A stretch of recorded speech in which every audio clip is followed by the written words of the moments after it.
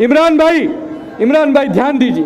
आजकल एक हम लोगों की अड़चन होती है। अड़चन ये होती है कि अगर कोई गद्दारी करता है, हम उसे गद्दार कहते हैं तो नाराज हो जाता है। अब आप सब बताइए, गद्दार को गद्दार न कहें तो क्या महात्मा कहें, पीर फकीर कहें, साधु संत कहें, क्या कहें? गद्दार को गद्दार ही कहना पड़ेगा।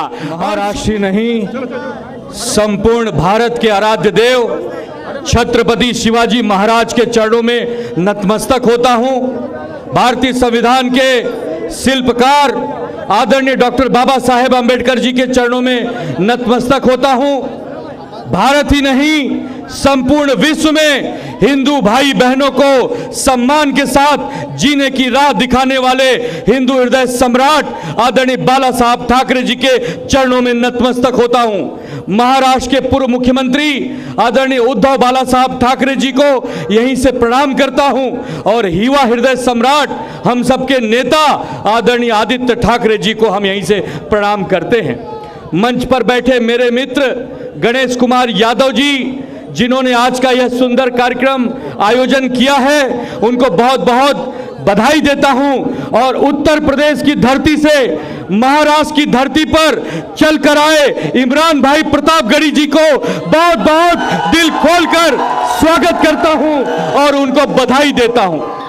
साथियों, ये लड़ाई धर्म और अधर्म के बीच में हो रही है, न्याय और अन्याय के बीच में हो रही है, असत्य और सत्य के बीच में हो रही है और राहुल सेवाले और अनिल देसाई जी के बीच में हो रही है। मैं आप लोगों से एक वचन लेने आया हूं, क्योंकि बहुत सारे वक्ता हैं, मुझे कम बोलना है, लेकिन मैं इतना ही कहूंगा कि हमारी निशानी है मशाल, हमारी निशानी है मशाल, जो करने वाली है कमाल, तब हो जाएगा धमाल, जीत होगी विशाल, 4 जून को उड़ेगा गुलाल। यह सब देख के राहुल शेवाले हो जाएंगे बेहाल और फिलहाल एंटाफिल हो जाएगा खुशहाल। साथियों, आजकल एक बहुत अड़चन और होती है। इमरान भाई ध्यान दीजिए।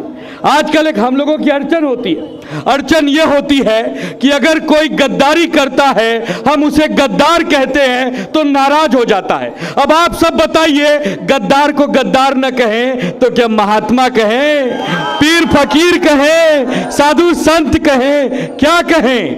गद्दार को गद्दार ही कहना पड़ेगा। और सुनिए, आज मुंबई में मोदी जी का रोड शो हो रहा है, उनके प्रत्याशी के लिए वोट मांग रहे हैं, लेकिन इसी मुंबई के इसी घाट कोपर के 15 से ज्यादा भाई बहन की मौत हो गई, 60 से 70 ज्यादा भाई घायल हो गए। उनके रोड शो से 2 किलोमीटर भी वो अस्पताल नहीं होगा, लेकिन मोदी जी उन बेबसों का हाल जानने नहीं पहुंचे, केवल और केवल राजनीति कर रहे हैं। और उनकी राजनीति 20 मई भाजपा गई, 20 मई भाजपा गई। और 20 मई को ये जो मशाल के सामने का बटन है, ये जितनी बार टें टें टें दबाएंगे, शहंशाह हिंदुस्तान जो दिल्ली में बैठा है वो परेशान हो जाएगा, तड़प उठेगा कि मुंबई से एक आवाज जो आ रही है उद्धव ठाकरे जी के नेतृत्व में, कांग्रेस के नेतृत्व में और शरद पवार जी के मार्गदर्शन में उनके उम्मीदवार भारी मतों से जीतेंगे, 1001% जीतेंगे। और आपके दक्षिण मध्य मुंबई का विकास जो रुका हुआ है, दिन दूनी रात चौगुनी स्पीड से करेंगे। साथियों, इसी की वाणी से अपने वाणी को विराम देता हूं। जय हिंद, जय महाराष्ट्र। मैं भाइयों बहनों और चीटर की तरह नहीं बोलूंगा, मित्रों बोलूंगा और बेटियों बोलूंगा। मैं भाइयों बहनों बोल के पूरे हिंदुस्तान को लूट डाला, वो नहीं भूलूंगा।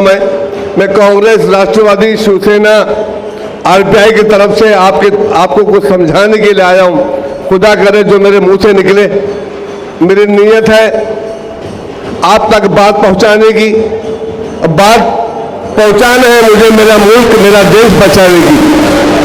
साथियों,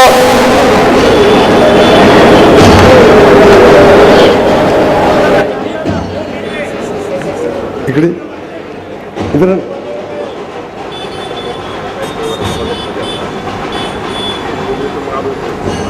साथियों, नौजवानों से मैं खाली इतना कहूँगा, जावेद भाई सबको बैठाने के लिए बोलते हैं। मैं यहाँ के वॉलंटियर्स का कहना है कि सारे साथी बाहर का रास्ते में गर्दी न करें, सब लोग अंदर आके बैठे। मुझे लगता है कांग्रेस के सब जिम्मेदार लोग हैं, शिवसेना के सब जिम्मेदार लोग हैं, आप ही लोग बाहर रहोगे तो पब्लिक का क्या होगा। सारे लोग अंदर आए और आज यहाँ पर हिंदुस्तान, इस भारत देश का एक महाकवि, बहुत बड़ा लीडर हमारे बीच में आ रहा है। हमारा सौभाग्य आज इस भरदी नाके में इमरान प्रतापगढ़ी साहब यहाँ पहुँच रहे हैं।